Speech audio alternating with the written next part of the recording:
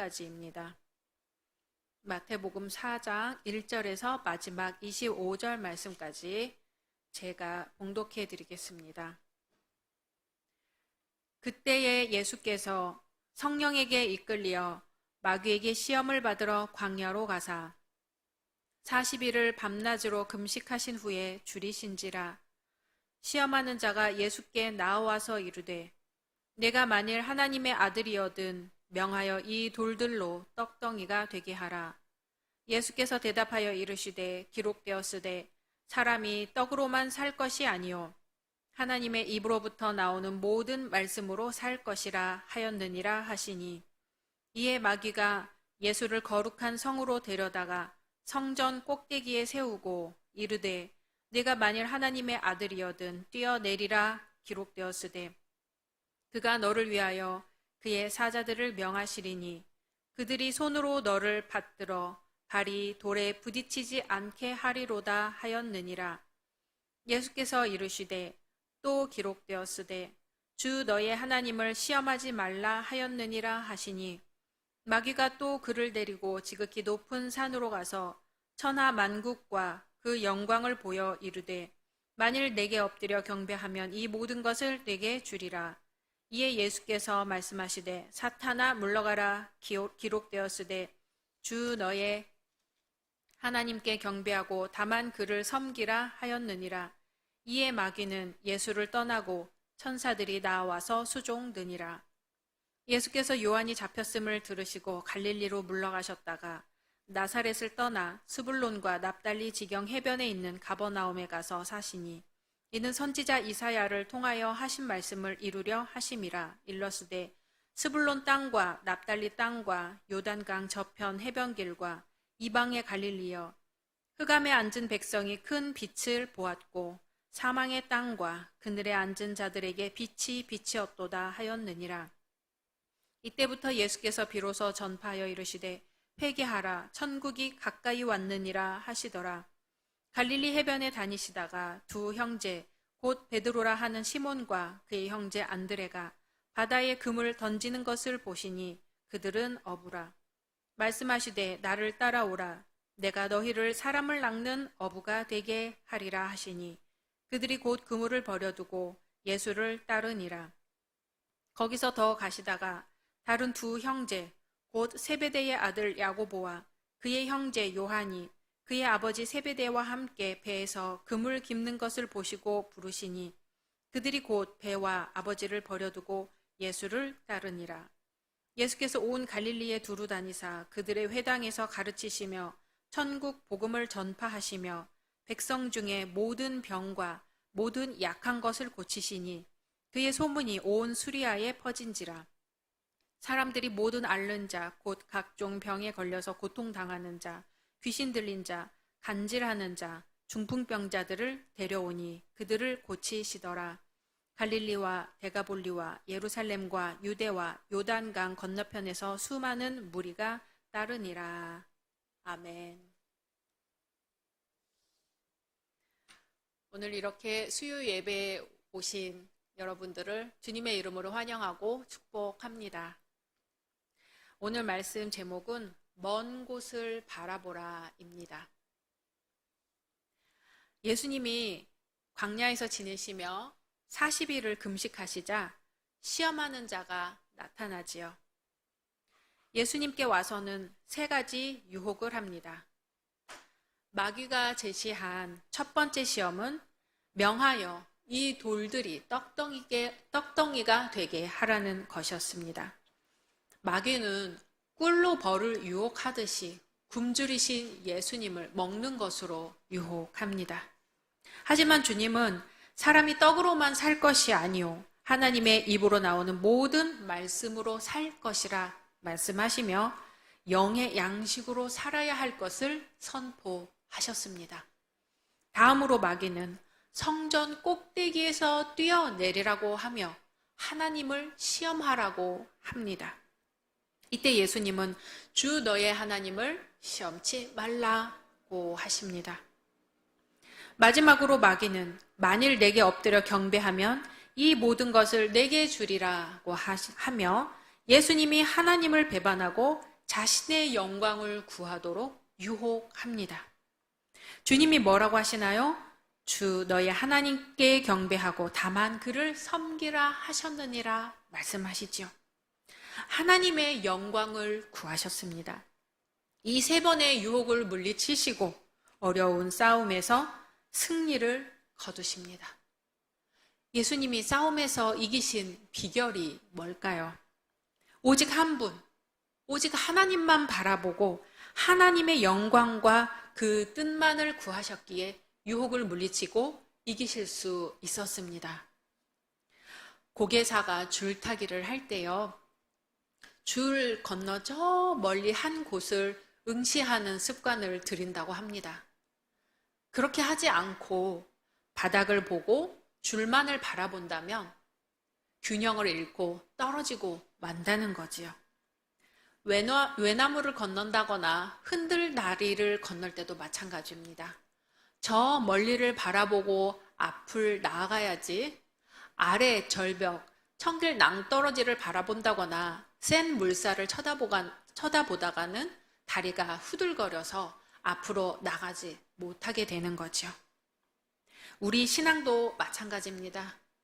우리 삶에는 온갖 유혹들, 돈, 명예, 출세와 같은 것들이 우리를 유혹합니다. 고급 자가용을 타고 자녀들을 좋은 대학에 보내고 주말마다 좋은 곳으로 여행을 갑니다. 이런 곳에 우리 시선을 돌리다 보면 우리 얼굴에는 기쁨과 감사는커녕 질투와 우울감만 가득하게 될 것입니다. 그러나 우리 주님은 오직 한 분, 우리 하나님만을 바라보셨습니다. 하나님만을 바라보고 하나님의 영광을 구하셨습니다. 예수님을 따르던 제자들을 볼까요? 예수님이 갈릴리 해변에 다니시다가 베드로와 안드레, 야고보, 요한을 부르셨습니다. 그러나 베드로와 그 형제 안드레가 그물을 버려두고 예수님을 쫓아가지요. 야고보와 요한은 배와 부친을 두고 예수님을 쫓아갔습니다. 주님이 부르셨을 때 지체하지 않고 따라갔습니다. 이 제자들은 자기 주변의 온갖 것들보다도 예수님을 중요하게 생각한 것입니다. 러시아의 농부들 사이에 이러한 전설이 있다고 합니다. 동방 박사가 큰 별을 보고 아기 왕께 경배를 하러 가는 길에 러시아 땅을 지나게 되었다지요. 그곳에서 바부시카 할머니가 사는 집을 지나가게 되었습니다.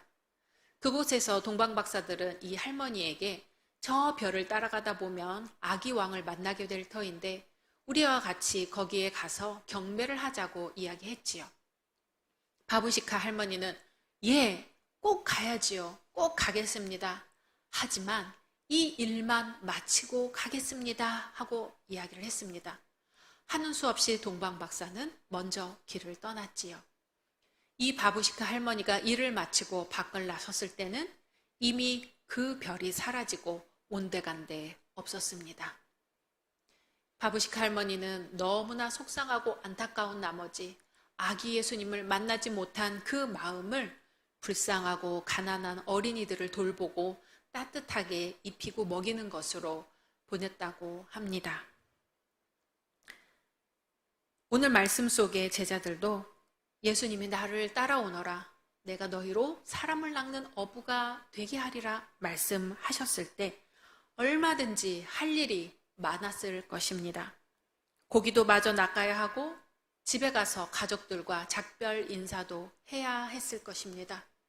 가방도 챙겨야 되고 옷도 챙겨야 되고 신발도 챙겨야 되었을 것입니다. 하지만 제자들은 여태껏 기다려온 메시아를 따라가는 것을 가장 중요하게 생각했습니다. 그 길은 온갖 수모와 고생길이었지만 기쁨의 길, 생명의 길, 영광의 길이었습니다. 우리는 무엇을 보고 살고 있나요? 우리는 누구를 보고 살고 있나요? 우리에게 빛으로 오신 우리 주 예수님을 바라보시기를 소망합니다. 주님은 우리가 모든 것을 이길 넉넉할 힘을 허락해 주십니다. 이 시간 함께 기도하겠습니다. 먼저 말씀을 생각하며 기도하시고요. 코로나 종식을 위해서 기도하시고요. 담임 목사님, 또 교역자, 당회, 각 선교회를 위해 기도해 주시고 마지막으로 교회 학교와 청년부를 위해 기도해 주시기 바랍니다.